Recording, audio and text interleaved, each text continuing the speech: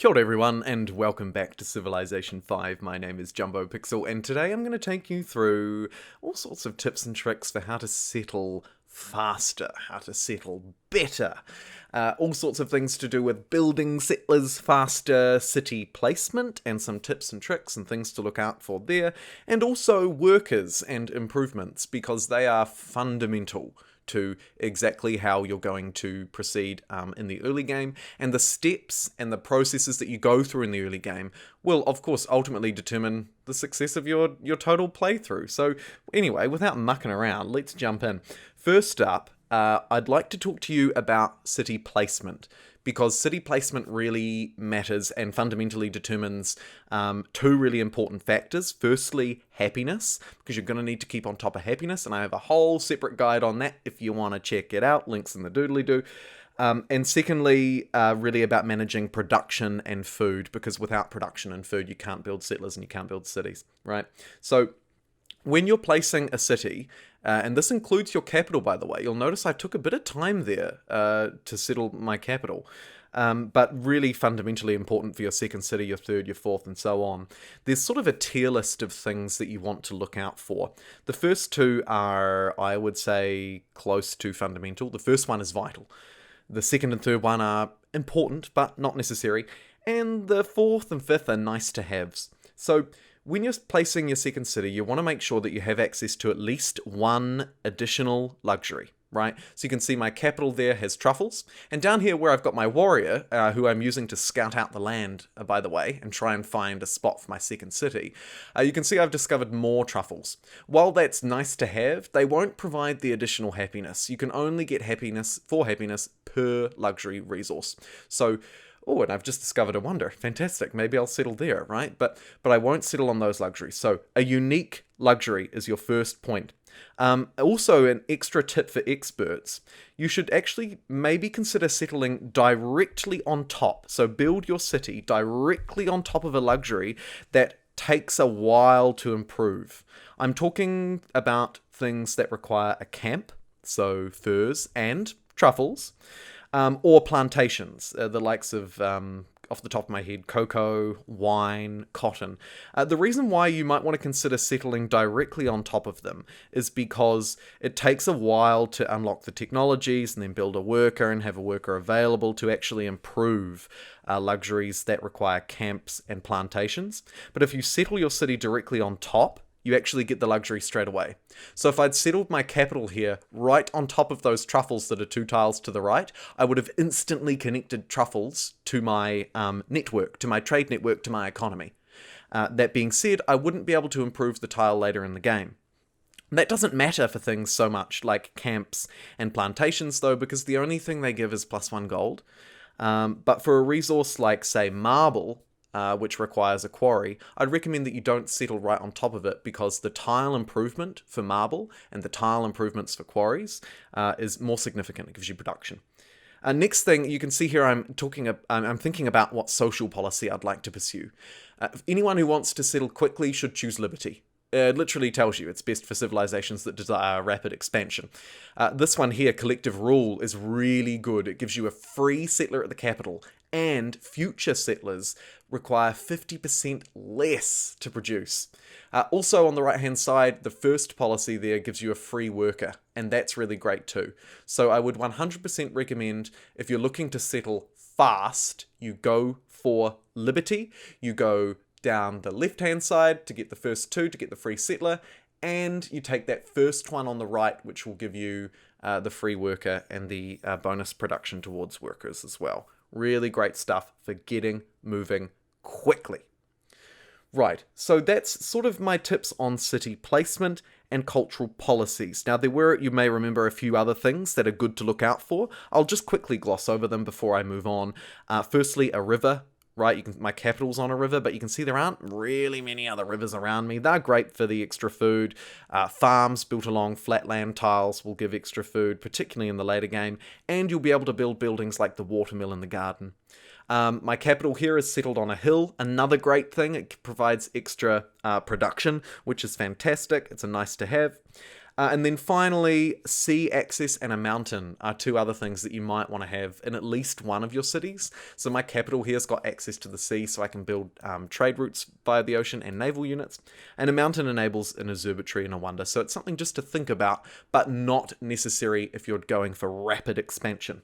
What is necessary when you're going for rapid expansion is the role of workers and improvements. Now, we've just gone through how to get workers quickly using the Liberty tech tree, but I do need to tell you a little bit more about workers. So when you're improving tiles, like these two here, which I can put farms on, you are effectively enabling yourself to build cities faster. Right? When I improve this tile, I take it from producing 2 food a turn to producing 3 food per turn. Now that matters because the more a city grows, the more citizens I have, the more production, the more food I can earn, right? And so long as I'm balancing it out with happiness, that's overall a good thing, and it's going to help me settle faster. Another tip and trick for workers is to steal them. Steal them from the AI, steal them from city-states.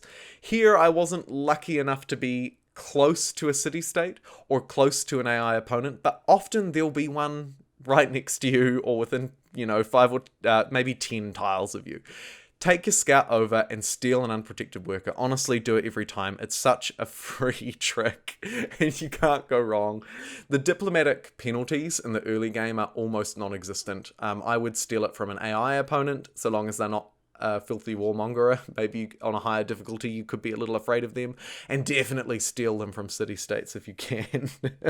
And they're fundamentally important because of those tile improvements. The last thing I'd like to talk to you about here as I quickly sort of consider the cultural tree again is about when to build your settlers and how to build them. So as you can see, my capital at the moment is size 2. I would recommend that you don't build a settler, when your city is less than 4 population. You might be able to do it at 3, but generally 4 is a good point. So what you should do is exactly what I'm doing here. You should move your worker around and consider the tiles that will give you the greatest benefits and start improving those. Obviously I've got my 2 farm tiles and then also the truffles up there. Bearing in mind that I will need to clear the forest, so I'll need mining to be able to chop down a forest, and then the necessary technology to build the tile improvement on that luxury. Now, I'd recommend that you get mining because you can chop down forests to provide instant production bonuses. So the forest that's on that truffles tile, once I clear it with a worker, it'll give me 20 production.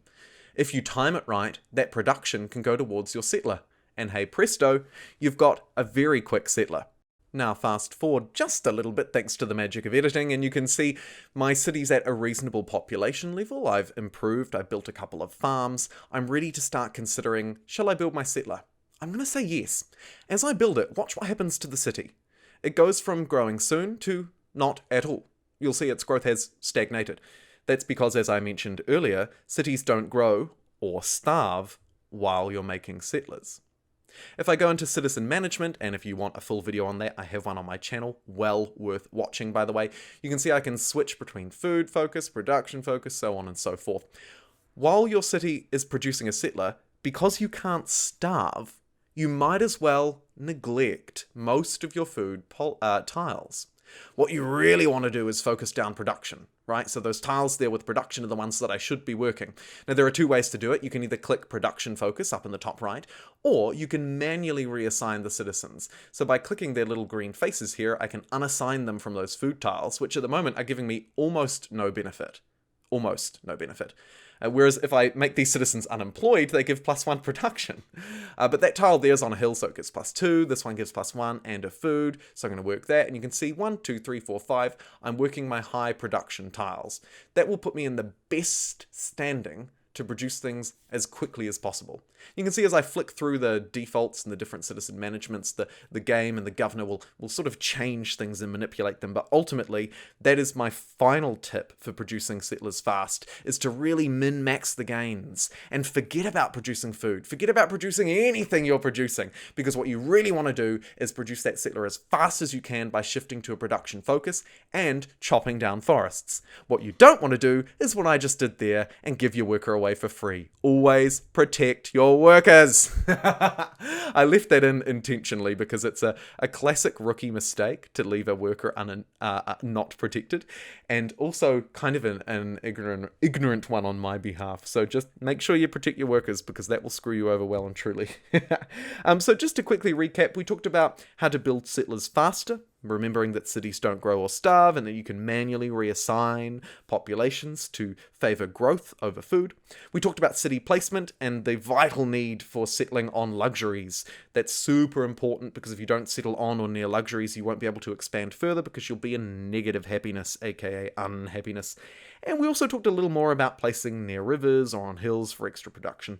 Finally, we talked about the significance of workers, the need to improve certain tiles, and ultimately build your production, the need to improve certain luxuries over others, and some little tips and tricks on how to get them a little bit quicker using culture and the cultural tree.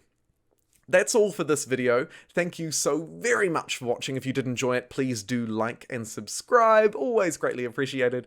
And until next time, I'll see you then.